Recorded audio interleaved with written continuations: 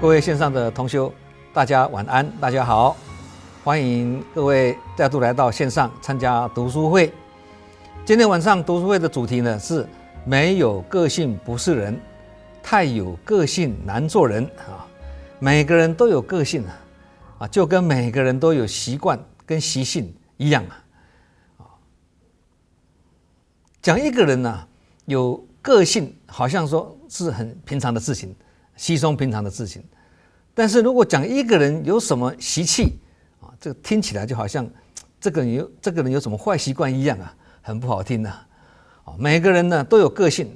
啊，有的随和，有的孤僻啊，有的呢是积极，有的是消极啊，有的是很坚强，那有的很懦弱啊，有的人的很乐观，有的人的就很悲观啊，有的人的个性很大方，有些人的个性呢很小气啊，有的很乖巧，有的很叛逆啊，看起来是一正一反啊，其实呢有一好就有一坏啊，都不是绝对的，而是相对的啊，过犹不及了啊，要取中庸之道啊，在佛法上呢，我们叫做中道实相啊。孔子把中庸之道呢看作是最高的道德境界啊，也就是为人处事呢最高的原则。但是要做到呢，像这样恰到好处哦，实在是不简单了啊。因为现在的人呢不是狂啊，就是倦，个性激进而做事不顾一切啊，不计后果啊，这个叫做狂啊。个性呢自命清高而光说不练啊，不积极作为啊，叫做倦。那狂者的个性呢叫做进取，那倦者的个性呢是有所不为。这两个个性呢都有一点极端都有他们的不足之处，都不是孔子所提倡的中庸之道啊。那最理想的情形呢是把狂跟倦两者呢优点呢合而为一啊，取长补短的意思啊。也就是说，把积极进取跟慢条斯理的两种个性把它调和在一起这样就很完美的啦。不过呢，话虽然这样说了这个连孔子都认为能做得到的人没有几个人因为很不容易那为什么这么难呢？因为呢，钟鼎山林各有天性，不可强也有人喜欢钟鼎在朝当官享受权力的滋味那有人喜欢山林在田野间隐居享受恬安淡泊的生活那有如此不同的性向都是个性使然一点都不能够勉强所以才说各有天性，不可强也嘛。可是有些人呢看起来真的是没有什么个性因为他个性很随和，也没有脾气也不会记恨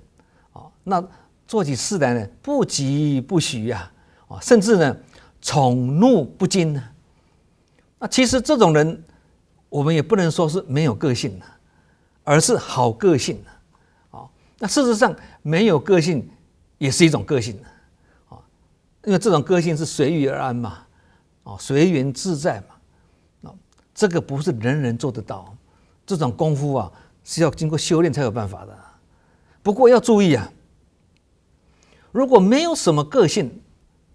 指的是因为这个人没有什么主见人云亦云随波逐流了，那这个就很要不得了所以呢，界限也是要把它分清楚。还没有修身养性就有好的个性这个我们把它叫做人之初性本善人性本来就是善良的，也就是佛家所说的人人本具佛性会有不善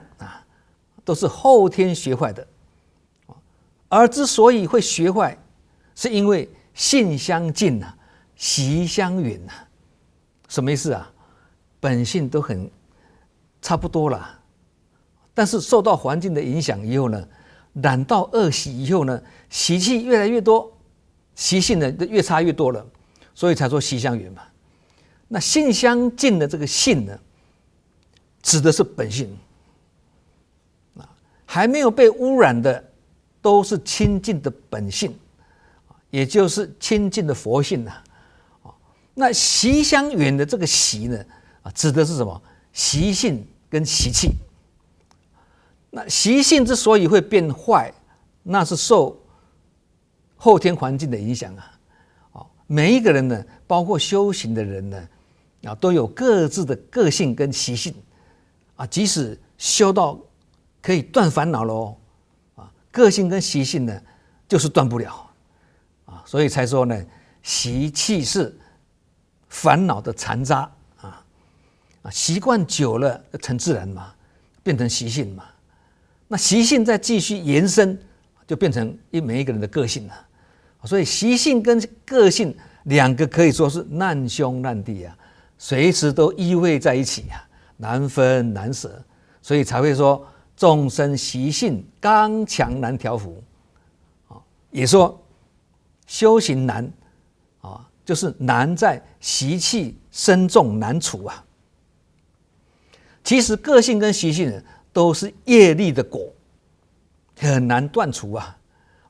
而脾气发出来呢，或者是习气显露出来呢，都是属于业力的现前，听起来很恐怖因为呢，我们凡夫就是常常在业障现前而不自知嘛。举例来说呢，大家会更清楚明白就像一个装过香水的瓶子即使香水用完了瓶子里的香味呢，却久久不散。大家都有这种经验吧？那个性跟习气呢，也像种子一样尽管花开花谢只要曾经结果，也留下了种子，又会成为下一个生命的开始。所以没完没了很难结束这种譬喻大家这样子听起来就比较有点体会了有一句台湾话形容呢，一个人太有个性叫做什么？个性寥寥了那形容一个人呢，很爱发脾气就叫做什么？脾气寥寥了意思就是说这个人呢很有个性很有脾气所以呢很难相处很难伺候台湾话都拍剃头这个人真拍剃头就是很难处理，很难相处，很难伺候的意思只要我喜欢，有什么不可以或者是说只怕你看到，不怕你知道这个是青春期叛逆的孩子说的话那父母在场的时候呢，他按兵不动；等父母不在的时候呢，他的伺机行动。等到事后父母发现了，他也不怕反正我都已经做了，你要怎么样这是叛逆时期的个性这些都是叛逆时期的一种个性的显现相信为人父母的我们呢，都有这种经验孩子叛逆期嘛。等到年龄渐渐大了虽然不再叛逆了，但个性跟习性呢，还是我在你左右如影随形到老还是很难改变到老了还是很固执，个性还是很固执，叫做老顽固对所以好的个性叫做本性，也就是佛性。那不好的个性叫做习性，也就是凡夫性本性就是指法身，习性呢就是肉身，一个有入法，一个没入法对，用个性来做事情呢，很容易呢跟人家冲突用本性来做事情呢，很容易不志不求，提放自如做志工也是一样的道理要用本性来做志工不要用个性来做志工用清净的本性来做志工，比较会随缘跟无争。用污染的个性来做志工呢，比较会攀缘跟计较，很会行善，但是很爱计较，很会行善，但也很会障碍别人行善这个性的问题。前面刚刚讲两个，一个是欢喜跟感恩一个是什么？烦恼跟埋怨有投入志工的人应该都有这种如人饮水，冷暖自知的体会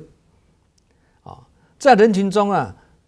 都有如在污泥之中但是如果要学习莲花出污泥而不染，也就是不但不被污泥影响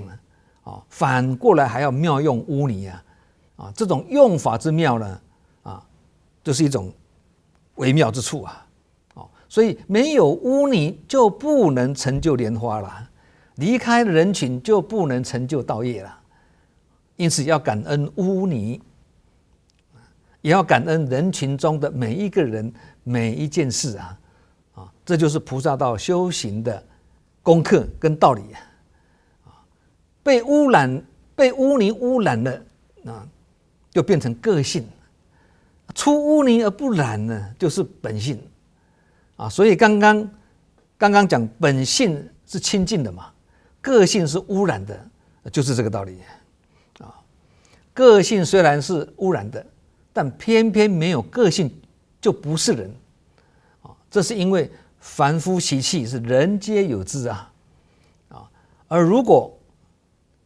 太有个性呢，又难做人所以做人很难在什么？人群中的凡夫大家都有各自的见解跟想法同理，修行很难，也是难在每一个人都有深重难处的习性跟个性，造成学习过程中呢障碍重重，考验多多很多人们都会以我执我见来解读事情造成什么？同时听法，但是呢各得其解再加上无法互相善解，结果就是你误解我，我误解你你磨我，我磨你举个例子来说大家更有同感同样一句话是有话直说了，有人就解读为他这个人真的是真情流露，那有人就解读为他这个人心直口快一件事情我们三思而后行慢一点决定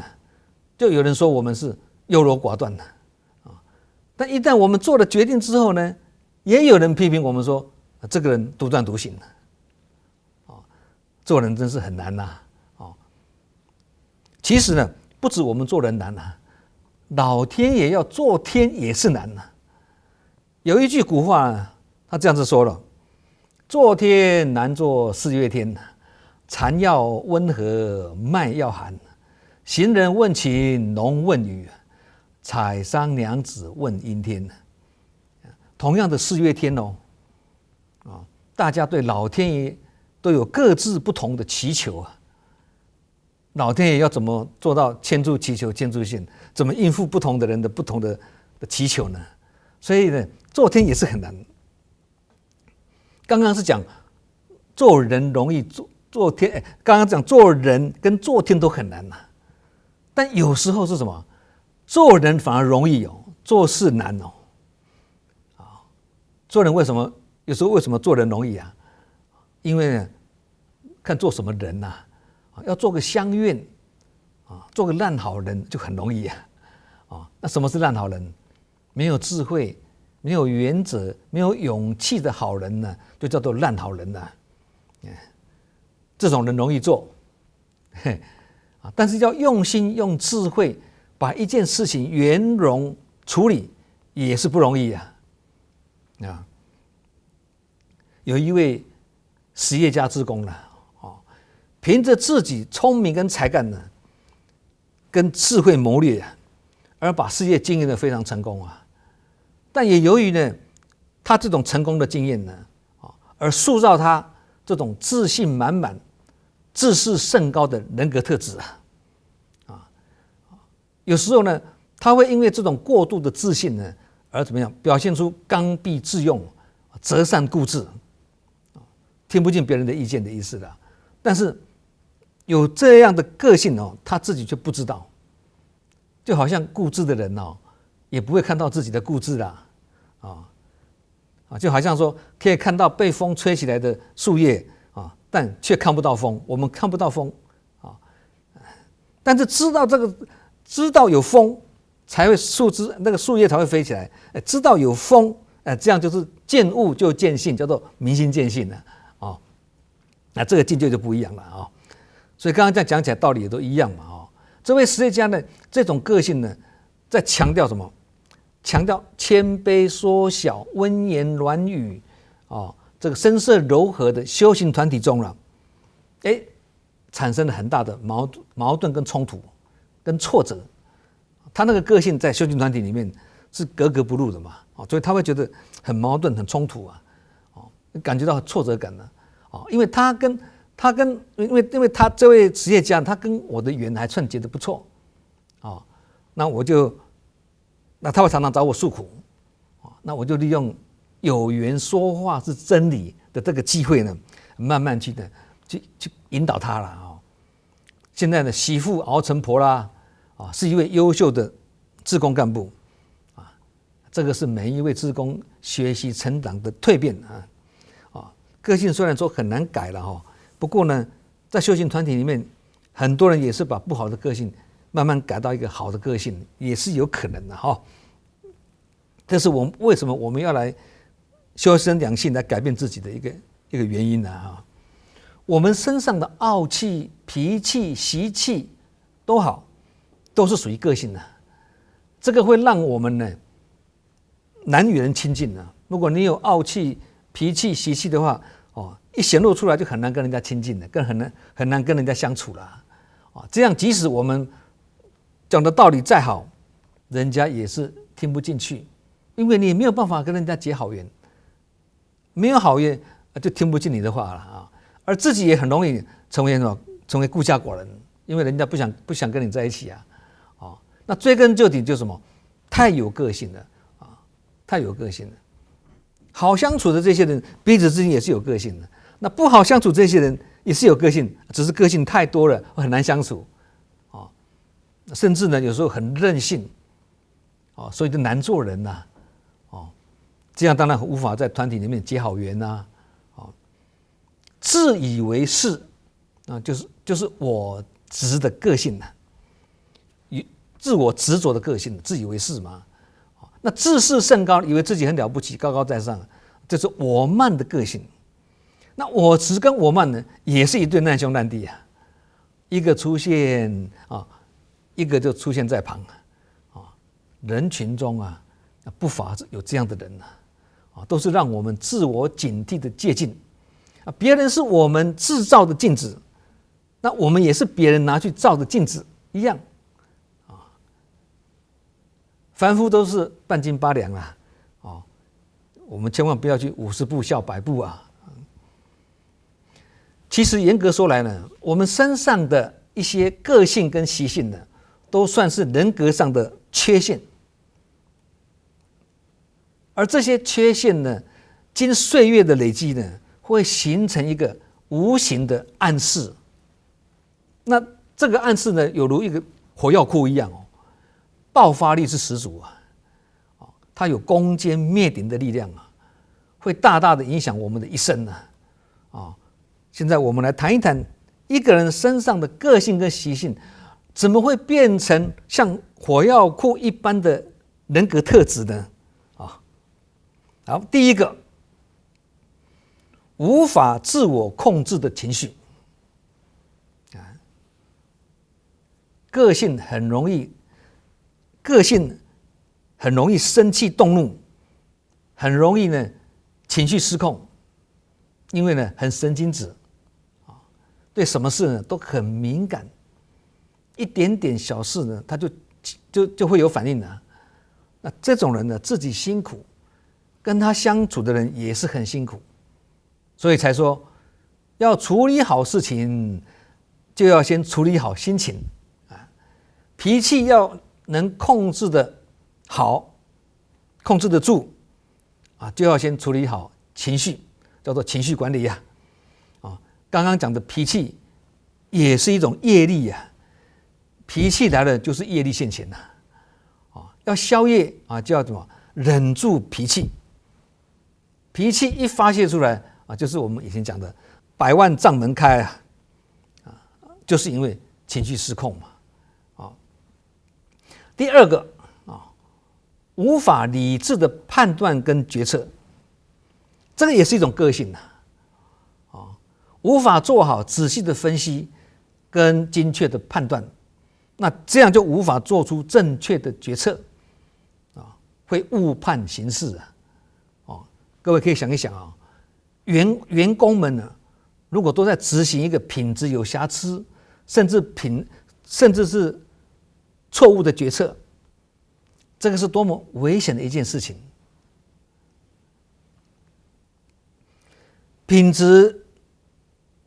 决策品质粗糙，因为缺乏深思熟虑所以这间公司或一个团体也好再如何的忙碌呢，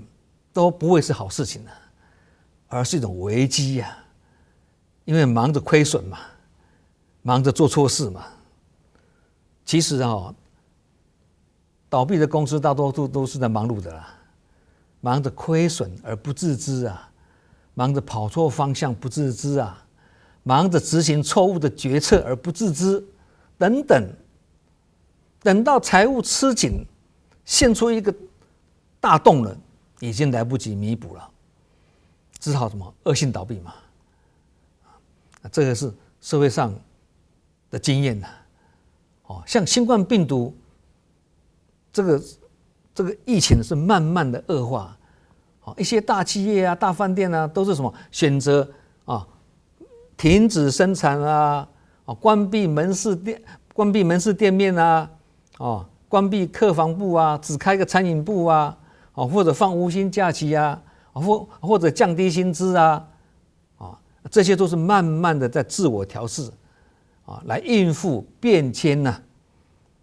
所以倒闭的少，尤其是恶性倒闭的少，关闭的多，道理在此好，第三个，刚愎自用的个性个性很刚愎自用，我行我素，听不进别人的意见常常自以为是，独断独行固执不通团队无法集思广益，连足智多谋的诸葛亮都要集思广益才做出决策何况是一介凡夫的我们呢？对，集思广益这4个字是诸葛亮讲的啦什么事都要别人照他的想法或做法去做对人都不放心，其实这是对自己没信心的个性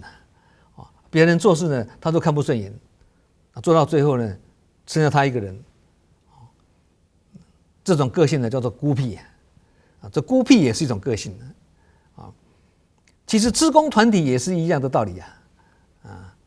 没有什么事是非你不可，如果常常自认为非我不行，那你就要注意了你也不能生病生病了也不能请假，你也要长生不老，你也不能往生，因为你太重要了，没有你不行不是吗做到最后不能往生，那就是死不了那这个事情就大条了，做到最后对，我们要了生脱死，反而是死不了，这个就麻烦了第4个，冥顽不灵的个性不懂不学不问不听，这个也是一种个性你对他呢说了又不听，听了又不懂，不懂又不问，问了又不做，做了又不学，学了又不觉，没有虚心受教的心态，连自己是处在什么样的情况都不清不楚，甚至连对自己也不清不楚。佛法虽然是浩瀚无边广度众生但偏偏对这一种没有自知之明的人呢是没有办法。那个佛法不是很厉害吗？佛陀不是很厉害吗？但是佛陀再怎么厉害，也是有善不能啊。以前我们有讲过一次啊，哪三不能啊？不能灭定业。第二，不能度无缘呐。第三，不能尽众生戒。冥顽不灵而没有自知之明的人呢，容易闭门造句，变成井底之蛙只待在自己的象牙塔里面，所以眼光很短浅，见识不多，格局不大这也是一种个性也是一种缺陷人格上的缺陷那用庶民语言来讲呢，叫什么？叫做都在同温层里面取暖现在不是社会上常常都这样子讲嘛，在同温层里面取暖在镜子里面找人都是这样子讲嘛。好，第五个，狭隘无情的心胸这也是一种个性狭隘无情这也是一种人格上的缺陷心胸很狭窄心无正念，自私自利，无法成就别人，无成人之美，理性有余，感性不足，很不讲人情。尤其一发起脾气来六亲不认我们生活周遭也是有这样的人这样的个性的人所以以上这5个凡夫的个性呢，看起来好像是很多人多少都会有好像是微不足道，很自然的，每个人都有，但它却是蕴藏着巨大的破坏力一旦发作起来呢，无坚不摧无物不毁会令我们的人生呢与前途昏天暗地就像处在暗室里面一样佛陀曾经对着大众呢说舍利弗，弟子这么多一起听佛陀开示，佛陀就讲了，就指舍利弗，此人心坚不可移转世事心坚不可动也就是说这个人个性呢很固执不只是这辈子很固执，世事心坚，生生世世都是如此，好几生好几世都是这样的个性，很难改。所以舍利弗呢很有智慧虽然是智慧第一但还有我执的个性道心虽然很坚定但个性呢有一些执着，这是舍利弗的个性那迦旃延呢，也是佛陀10大弟子里面的什么论义第一很会论义专门的辩论道理的你有什么道理想问他呢，他所说的议论呢，都能够讲得滔滔不绝，令人听得津津有味一般人想不到的道理呢，这个迦旃延呢，他都能发挥出来，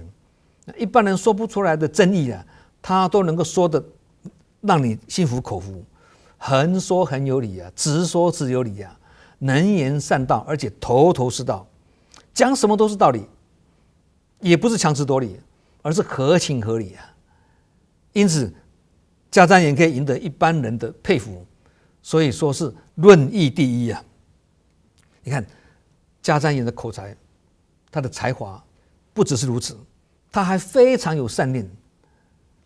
这样的一位尊者呢，却有一个个性就是傲慢很傲慢。所以舍利弗跟迦旃延这2个修得这么好，只是还没有成佛但修得很好但一个有我执的个性，一个有傲慢的个性不是这2位弟子有这样个性而已其他佛陀的弟子没有成佛的都各有各的习性说法第一的富罗那也是有个性跟习气这些大觉者都有这种的余习未尽，何况是我们这些凡夫呢也可以讲结习未尽这个结习就是什么？指的是习气跟风气很多凡夫的习气凑在一起啊，就变成一种风气啊。我们常常讲啊，这个学校的风气是什么什么啊，那个地方的风俗习惯啊，又怎么怎么啊，这个就是什么不同个性跟习气的人呢，结合在一起啊，就变成这个地方的一个风气啊，这个叫做结习呀。所以叫结习未尽，余习未尽啊。即使是修行人虽然表面上是烦恼已经断除了，可是只要还有太多自我的个性残留下来了，残留在心底里面呢，还是会造成什么积习难改这个余习未尽呢，累积多了变成积习难改可见的个性造成的习气真的很可怕啊！有一位非常发心的志工组长经常以自己的定知定见呢去主导活动那这也是一种个性听不进别人的意见，那这样子的行事风格，自然会造成一些志工的什么怨声载道要听他的话吗？好像感觉这个是他的妄知妄见不是正知正见。那不听他的话吗？这个区块这个活动又是他负责的，不听又不行。因此呢，志工们呢无所适从在这个过程中呢，就有另外一位志工干部呢，很有正义感，常常会不平则鸣仗义执言虽然理直呢，但是气壮。结果当然会令这位组长主导活动的这个组长呢反弹更大嘛于事无补，也彼此伤了和气之后呢，有一次这位很会见义勇为、仗义执言的这位志工干部回到金舍，那早已了解整个事情的这个来龙去脉的上人呢，一见到他就跟他说一句话，说：“哎呀，你不要去断人家的慧根当时我也知道整个事情，我在旁边呢，我一听，心想：这些志工都是那个组长下面那些志工，都是深受其扰的人呢。上人怎么不担心这些志工会被那位组长断慧根呢？阻碍他们呢？那个时候呢，我们的心中都是凡夫的见解，才会有这样的认为嘛。所以面对智者对出世精神的开示，百思不解。出世的精神就是上人跟他讲，你不要去断别人家的慧根，这是出世的精神。为什么呢？因为明明是他错我对怎么叫我对的人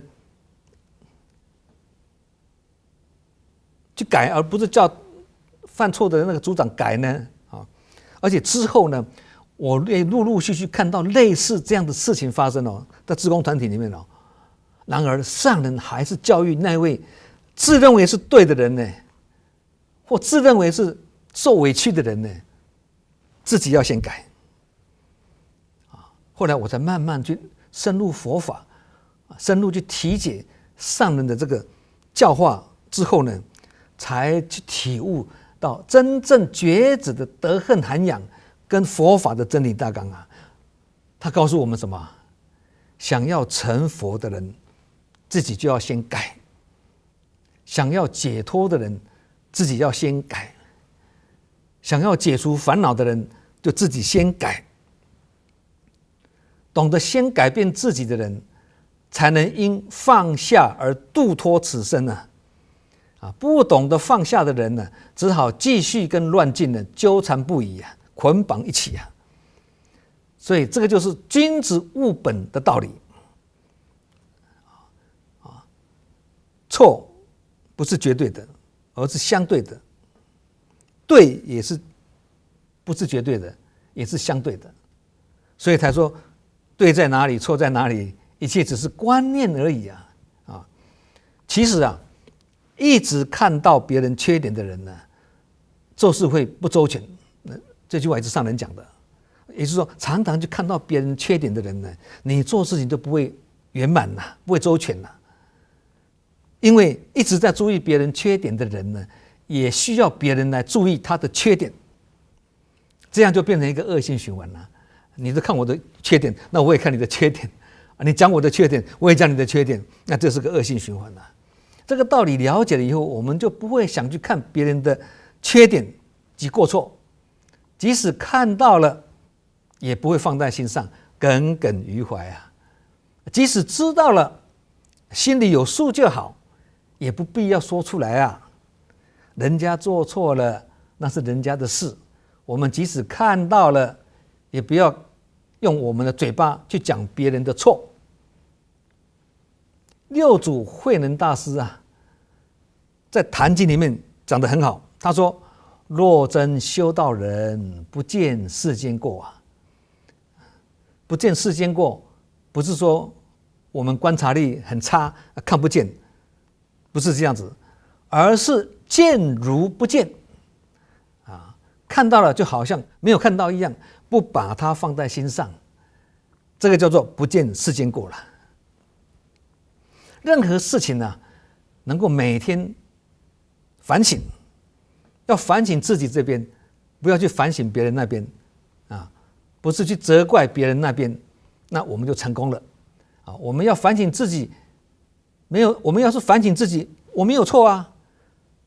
有错都是别人的错啊。那我们这样想，我们就错到底了，就很难回头了啦啊。如果还执着有个他，我对他错啊，那就错了啊。对了也是错了，